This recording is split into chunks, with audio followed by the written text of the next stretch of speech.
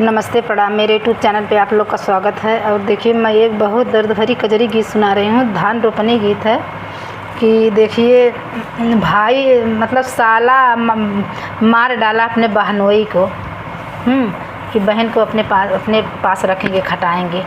इतना मतलब उसको खुशी, बहन की खुशी नहीं देखा गया, वो अपने मतलब बहनोई की खुद ही जान से मार दिया है। सुनिएगा आप लोग गाना के माध्यम से। बहुत दर्द भरी धान लगवाई गीत है। घोड़वा चढ़ल मैं भैया बीरनामा हो ना, रामा बहिनी दुआरी या पे ठाढ़ हो ना, रामा बहिनी दुआरी या पे ठाढ़ हो ना।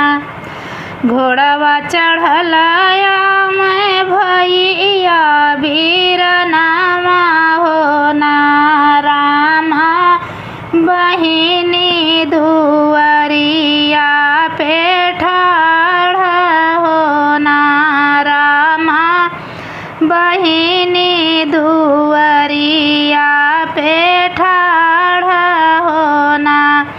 कहवा पे भीगे भैया घोड़े कैला गमिया हो ना, भैया कहवा पे भीगे तालावरिया हो ना, भैया कहवा पे भीगे तालावरिया हो ना।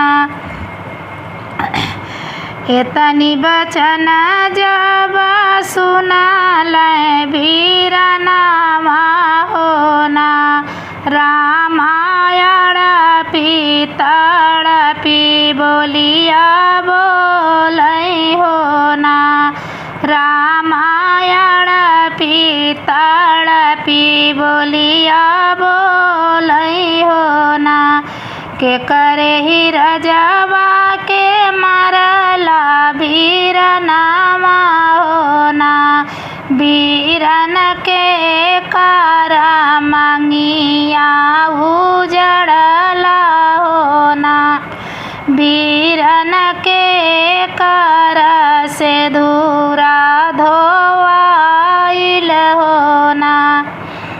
एतनी बचन जब सुनाल बीरनामा हो ना, रामा अड़पी तड़पी बतिया बोलै हो ना। ओसिया से भीगे बहिनी घोड़े कैला गमिया हो ना, बहिनी खूनामा से भीगे तालावरिया हो ना, बहिनी खूनामा से भीगे तालावरिया हो ना। तोहरे सजनामा के हमा मारी अइली हो ना, तोहरे सजनामा के हमा मारी अइली हो ना। बहिनी तोहर जैसे दूरा धोवाइल हो ना, बहिनी तोहर जमांगी या उजाड़े हो ना। जिनी जाऊ मोरी बहिनी अपने ससुरामा हो ना, बहिनी रही जायो अपने नाई हरमा हो ना, बहिनी रही जायो अपने नाई हरमा हो ना। एतनी बचना जब सुनाली बहिनिया हो ना, एतनी बचना जब सुनाली बहिनिया हो ना, रामा रोई रोई देली जब बाबा हो ना, रामा रोई रोई दिहली जब बाबा आगिया लगाए पापी, आग लागे पापी बीरन घर तोर दुआरवा होना।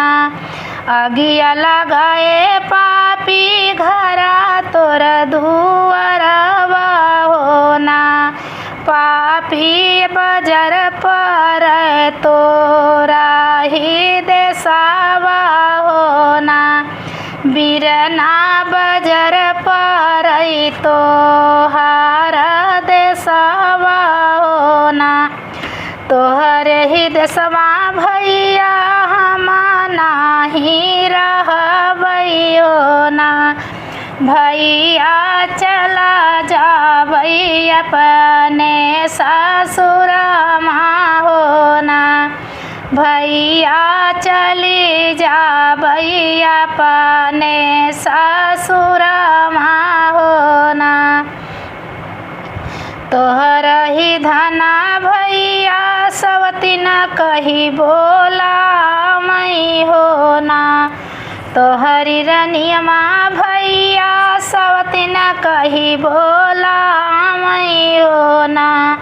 भैया हमसे सहल नाही जाई होना। भैया हमसे सहल नाही जाई होना।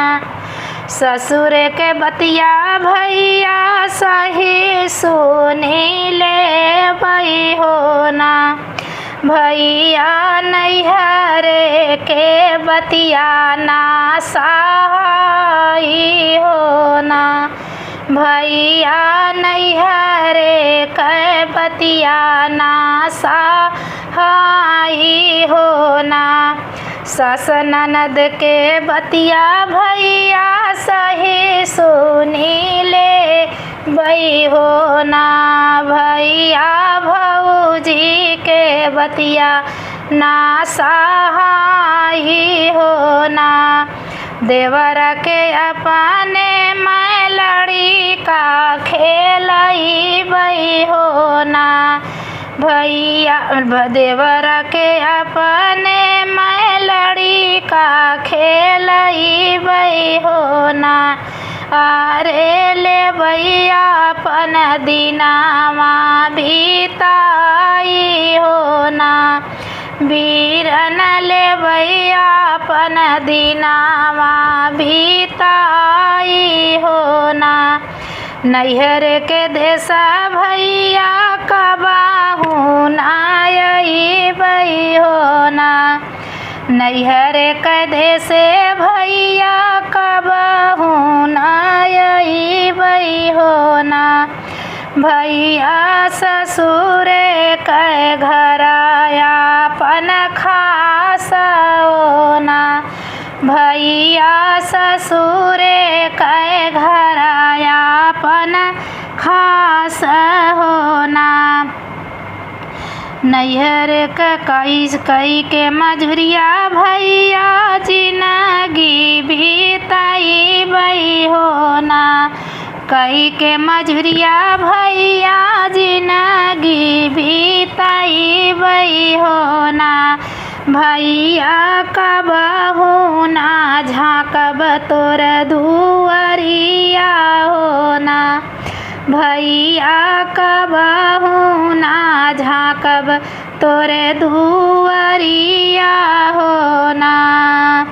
घोड़ावा चढ़ल मैं भैया बीरनामा होना। रामा बहिनी दुआरिया पे ठाड़ होना। रामा बहिनी दुआरिया पे ठाड़ होना। कैसा लगा ये मेरा दर्द भरी रोपनी गीत? आप लोग सुनिएगा प्लीज़, सुन के कमेंट करके बताइएगा कि ऐसे दोगला भाई होते हैं कि जो एक बहन का खुशी नहीं जानते हैं। ऐसी दोगली बहन भी होती है कि जो एक भाई का खुशी नहीं जानती हैं। कमेंट में आप लोग बताइएगा।